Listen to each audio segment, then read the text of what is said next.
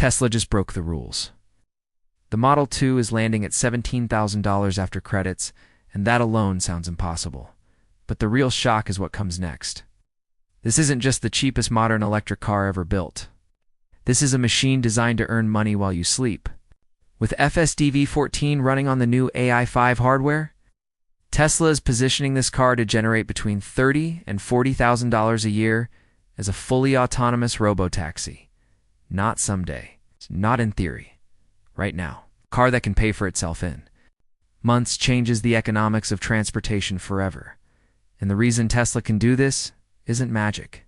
It's manufacturing. Leaked footage from the Fremont factory just revealed something that should make every automotive executive deeply uncomfortable. Tesla isn't simply making a cheaper car. They are dismantling 100 years of industrial assumptions about how vehicles must be built. To understand why legacy automakers are panicking, you have to look at what is actually happening on the factory floor.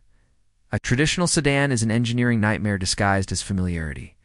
Around 400 stamped steel panels, roughly 6,000 individual spot welds, thousands of brackets, fasteners, reinforcements, and overlapping tolerances.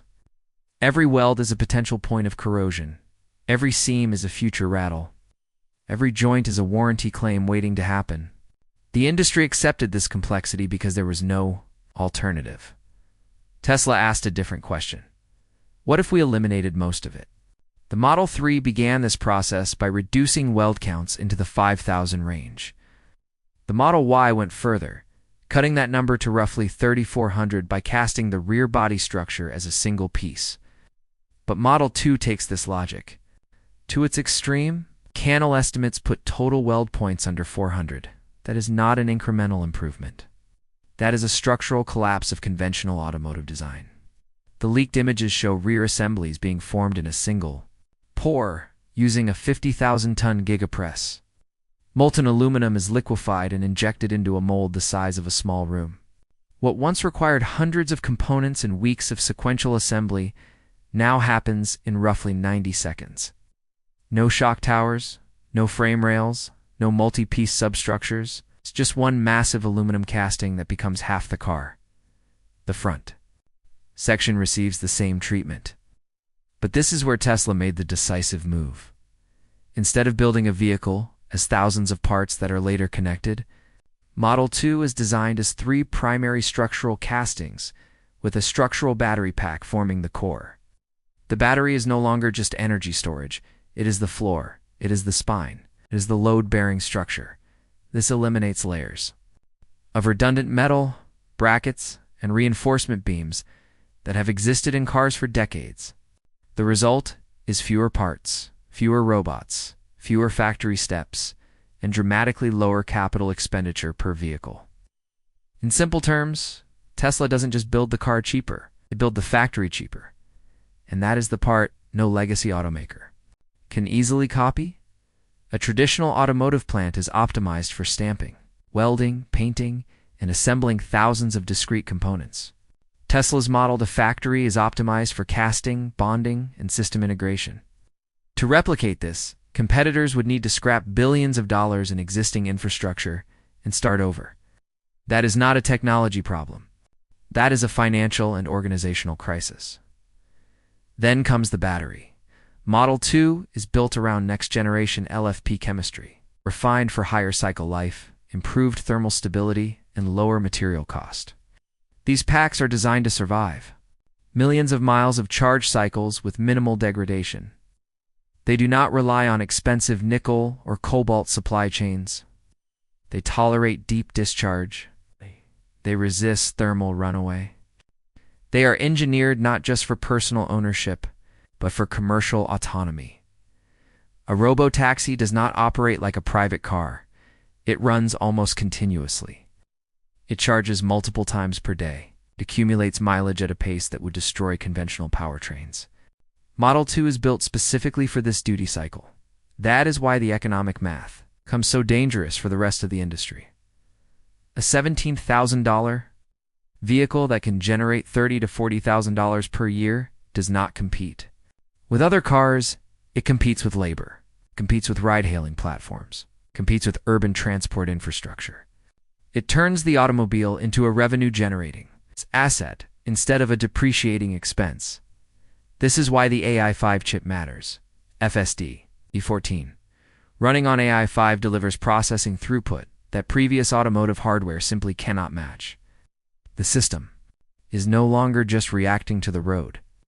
It is modeling traffic behavior, predicting human intent, and optimizing routing and energy use in real time. The autonomy stack is tightly integrated with vehicle hardware, power management, and thermal systems. This is not a driver assist feature. It is an operational platform, while legacy automakers are still selling optional software packages. Tesla is selling participation in a transportation network. Every Model 2 becomes a node. Every mile driven becomes data. Every update improves the entire fleet. The more cars Tesla sells, the stronger the system becomes. And the cheaper the cars become, the faster that network grows. This creates a compounding advantage that is extremely difficult to reverse. Now consider manufacturing speed. With 3 major castings and a structural pack, Model 2 can move from raw materials to finished vehicle in a fraction of the time required by traditional assembly lines. Fewer stations, shorter talk time, lower labor input, less energy consumed per unit produced, higher consistency, lower defect rates.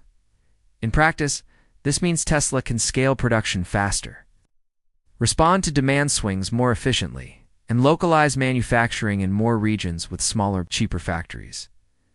This is not just about cost. It is about control. Control over supply chains.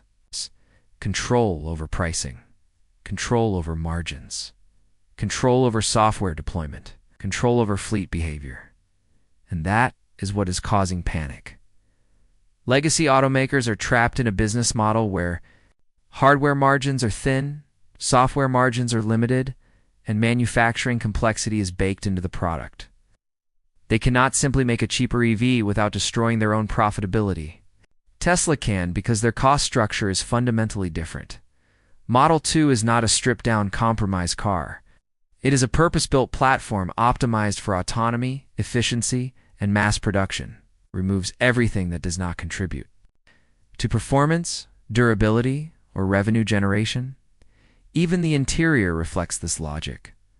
Fewer mechanical controls, fewer unique parts, more reliance on software-defined functionality. Materials chosen for longevity, ease of cleaning, and modular replacement rather than luxury presentation. This is a fleet vehicle that individuals can own, and that dual role is what makes it disruptive. A personal car that can become a commercial asset changes consumer psychology. The purchase decision is no longer about monthly payments. It's about return on investment.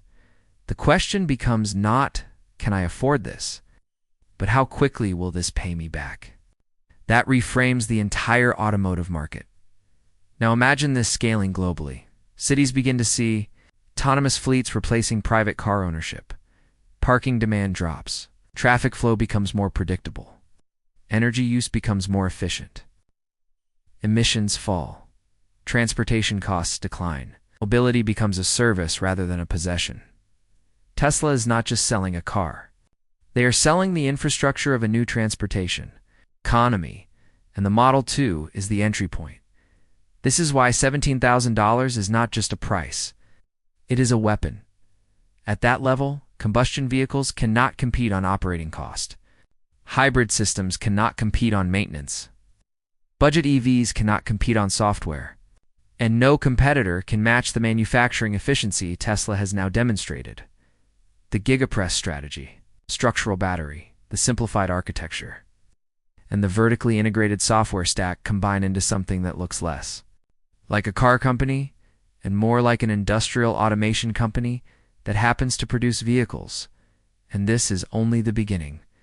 As AI5 matures, at that point the question is no longer whether other automakers can catch up. It is whether they can survive the new transition. Because once consumers experience a car that pays for itself, the idea of buying one that only depreciates starts to feel irrational. That is the real